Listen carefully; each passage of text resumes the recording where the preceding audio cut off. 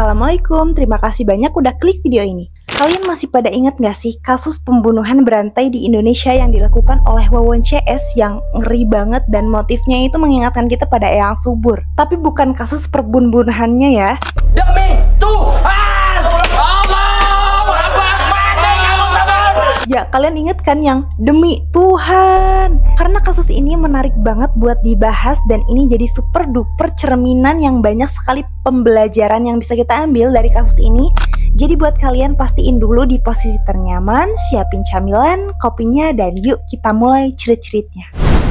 Jadi kasus serial killer ini dikenal dengan kasus Wawon CS pembunuhan berantai dengan motif penggadaian uang. Kasus ini melibatkan 3 pelaku utama, yaitu Wawon Erawan alias Aki, pria asal Cianjur sebagai kepala kelompok. Solihin alias Duloh, rekan Wawon yang berusia sekitar 63 tahun. Dede Solehudin, menantu Wawon yang berusia 35 tahun. Nah, ketiganya ini dikenal warga sebagai orang biasa. Tidak ada yang menyangka kalau misalkan mereka itu terlibat pembunuhan berantai. Nah, namun penyelidikan kemudian membuktikan bahwa mereka adalah pembunuhan yang gila sih. Mereka itu menghabisi sedikitnya 9 nyawa.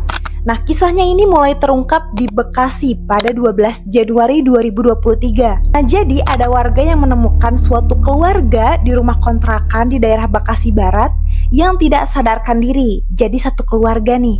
Kemudian polisi datang dan ternyata 3 orang ditemukan sudah tidak bernyawa. Yaitu ada Ai Maimunah sebagai istri si Wawon, Ridwan anaknya Ai, Muhammad Riswandi cucunya Ai. Nah, sementara 2 orang lainnya selamat namun kritis, yaitu Bayu dan Windy. Awalnya kasus ini dikira keracunan makanan.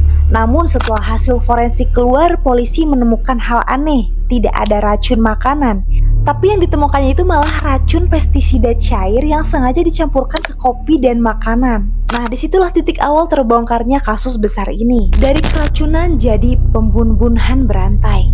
Setelah mendalami kasus di Bekasi, polisi mulai curiga karena Wawon ikut dalam keluarga korban. Nah, dari sana mereka menelusuri asal-usul keluarga Wawon dan menemukan fakta yang mencengangkan. Jadi beberapa anggota keluarga dan kenalan si Wawon ini juga ditemukan meninggoy misterius sebelumnya, jauh sebelum peristiwa di Bekasi. Polisi kemudian menelusuri ke Cianjur dan menemukan kuburan tak wajar di pekarangan rumah yang pernah ditinggali si Wawon ini. Nah, setelah diperiksa, ternyata kuburan itu berisi jasad korban-korban lain. Jadi mereka ini bukan orang asing. Justru yang menakutkannya itu malah kebanyakan ditemukan itu keluarga si Wawon ini atau orang yang dipercayainya. Beberapa di antaranya Ai Maimunah, istrinya Wawon yang dibun-bun dengan racun di Bekasi.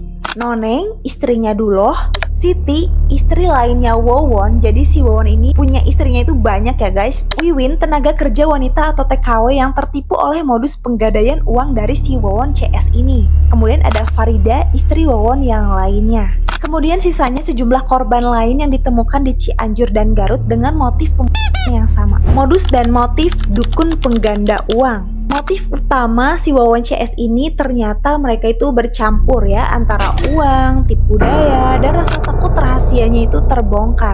Wawon dan Duloh ini dikenal di lingkungannya sebagai dukun pengganda uang. Mereka mengaku punya ilmu gaib yang bisa melipat gandakan uang dalam waktu yang singkat. Nah, para korban ini menyerahkan uang puluhan hingga ratusan juta rupiah agar digandakan. Namun, ketika korban mulai curiga dan memintanya uang kembali, si Wawon CS ini memilih membun-bun korbannya agar rahasianya ini nggak terbongkar, guys. Nah, kemudian polisi menemukan bukti aliran uang dari rekening salah satu korban ke Wawon yang mencapai lebih dari 1 miliar rupiah, guys. 1 M. Coba bayangin, dengan membun-bun dan menipu mereka mendapatkan 1 M lebih. Si menyebutkan ada 2 pola pembunuhan yang dilakukan oleh si Wawon CS ini. Yang pertama peracunan, yaitu seperti yang terjadi di Bekasi di mana makanan dan minumannya itu dicampur pestisida cair.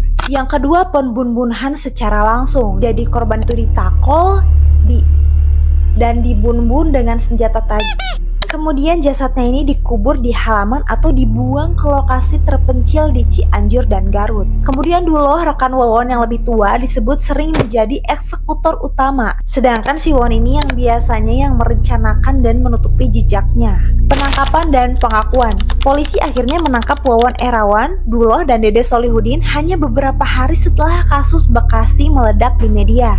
Saat diinterogasi, Duloh mengaku semua pembunuhan dilakukan atas perintah si Wawon ini, dengan alasan korban ini sudah tahu rahasia penggadaian uang dan bisa membocorkannya.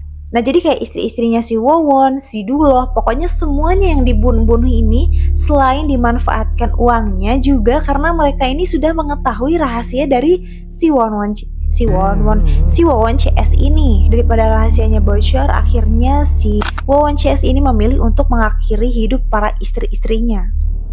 Itu tuh kayak medis banget ya. Orang terdekat yang seharusnya melindungi kita malah menjadi ancaman bagi si keluarga Wawon CS ini. Dan sebenarnya menakutkan banget ya. Ternyata orang yang jahat itu bukan orang yang jauh, tapi orang terdekat yang satu rumah, yang makan bareng, yang kita tuh ngobrol bareng, bahkan menjalin hubungan bareng, yang gak disangka-sangka malah mengakhiri yang menjadi akhir untuk nyawa kita sendiri. Nah, si Wawon sendiri sempat berkelit tapi kemudian mengakui keterlibatannya di dalam beberapa pembunuhan. Kemudian hasil akhirnya polisi ini menetapkan ketiganya sebagai tersangka pembunuhan berencana.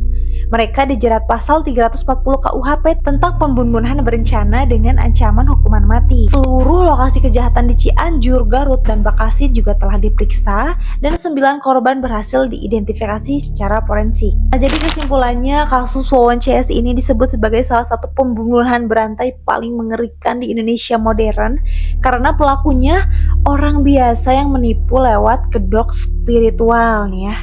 Spiritual nih, kalian jangan asal percaya aja, kalian juga harus bermain secara logika. Korbannya itu adalah keluarganya dan orang-orang yang percaya pada si Wawon ini gitu. Kayak, aku tuh percaya sama kamu, aku nggak nyangka, nggak kepikiran sama sekali kalau kamu bakal membunuh aku gitu. Modusnya bukan hanya membunuh tapi juga memanipulasi psikologis korban dengan kepercayaan dan harapan yang palsu. Polisi menyebut kasus ini sebagai serial killer with financial and spiritual manipulation, pembunuhan berantai dengan motif uang dan tipu daya keagamaan. Nah, jadi guys, kalau kayak gini ceritanya, kita ya cuma bisa berdoa ya, minta perlindungan dari Allah Subhanahu wa Ta'ala supaya melindungi kita, bahkan dari orang-orang terdekat yang kita percayai, yang kita tuh nggak sangka-sangka bakal melakukan hal-hal yang jahat. Selalu berdoa yang baik dimanapun kita berada. Doanya yang lengkap, jangan setengah-setengah, karena nanti kita diselamatkannya dari hal-hal lain, ternyata dari hal-hal yang dekatnya diselamatkan kan na'udzubillah juga. Jadi kalian harus tetap waspada lah ya, meskipun itu orang yang terdekat kita. Oke, jadi sampai di sini aja. Jangan lupa klik like, komen, dan subscribe. Kalau misalkan kalian punya cerit-cerit, kalian bisa komen di bawah. Atau yang punya kalian cerita-cerita horor, cerita-cerita kasus, kalian juga bisa email di link deskripsi. Oke, aku Rin pamit undur diri and bye, see you next video.